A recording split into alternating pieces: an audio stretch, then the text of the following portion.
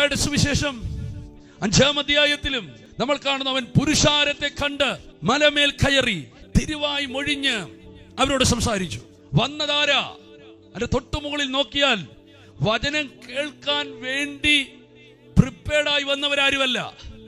വന്നവർ നാനാവിധ രോഗം പിടിച്ചവർ, പിശാച് പിടിച്ചവർ, ബാധ പിടിച്ചവർ, ഭൂതഗസ്തന്മാർ, ഇങ്ങനെ സകലവിധ ദീനക്കാരും അവന്റെ അടുക്കൽ വന്നിരിക്കുകയാണ്. പക്ഷെ അവരെ കണ്ടിട്ട് സൗഖ്യമാക്കുകയല്ല ചെയ്യുന്നത്, അവരോട് വചനം പറയുകയാണ്.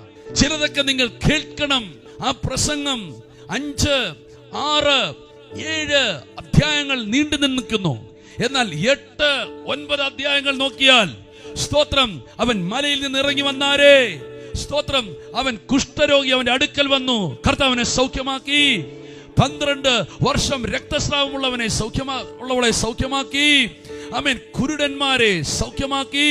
അടുത്ത 2 അധ്യായങ്ങൾ നോക്കിയാൽ അത്ഭുതങ്ങളുടെ പരമ്പരകളാണ്.